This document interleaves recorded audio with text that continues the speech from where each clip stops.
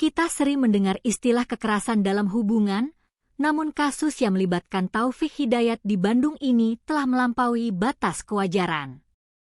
Perlakuan sadis yang ia tunjukkan terhadap kekasihnya, YTR, telah memicu kemarahan publik yang luas. Ketika sebuah tindakan penganiayaan tidak lagi dipandang sebagai konflik personal, melainkan ancaman bagi keselamatan orang lain, negara harus hadir dengan tindakan yang lebih dari sekadar penahanan biasa. Hari ini, kita akan membahas bagaimana pihak kepolisian mengambil langkah khusus dalam menangani pelaku yang dinilai memiliki kecenderungan kekerasan yang ekstrim ini. Menanggapi tindakan brutal yang dilakukan oleh Taufik Hidayat, pihak kepolisian tidak menempatkannya di ruang tahanan pada umumnya. Mengingat sifat tindakan pelaku yang dinilai terlalu sadis, otoritas memutuskan untuk menjebloskannya ke dalam sel khusus. Keputusan ini bukan tanpa alasan. Sel khusus ini dirancang untuk memastikan keamanan, baik bagi pelaku itu sendiri, petugas, maupun tahanan lain yang ada di lingkungan tersebut.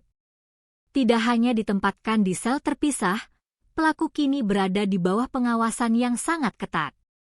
Sel tersebut terpantau oleh CCTV selama 24 jam penuh. Langkah ini merupakan bentuk kewaspadaan pihak kepolisian untuk memantau setiap gerak-gerik pelaku tanpa henti, memastikan tidak ada lagi celah bagi tindakan agresif yang mungkin muncul di kemudian hari. Penempatan dalam sel khusus dengan pengawasan CCTV ini adalah sebuah pesan tegas. Bahwa di mata hukum, tindakan kekerasan yang tergolong ekstrim, apalagi disertai dengan penyekapan atau penganiayaan fisik yang membahayakan nyawa, memiliki konsekuensi yang jauh lebih berat daripada sekadar proses hukum standar.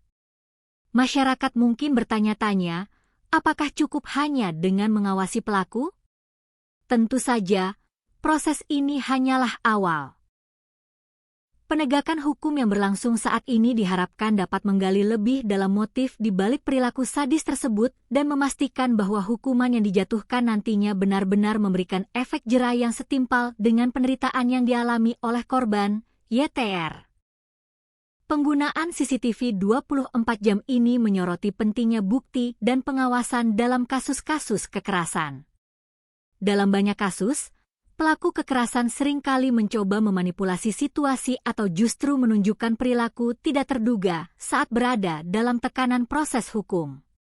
Dengan adanya pengawasan visual yang konstan, pihak kepolisian dapat mendokumentasikan perilaku pelaku secara objektif, yang nantinya akan menjadi bagian penting dalam proses penyidikan dan persidangan di masa depan.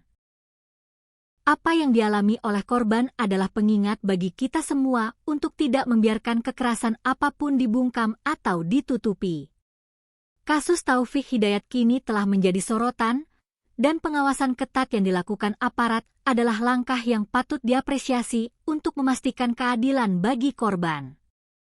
Mari kita terus mengawal proses hukum ini, berharap agar kebenaran terungkap sepenuhnya dan korban mendapatkan keadilan yang layak.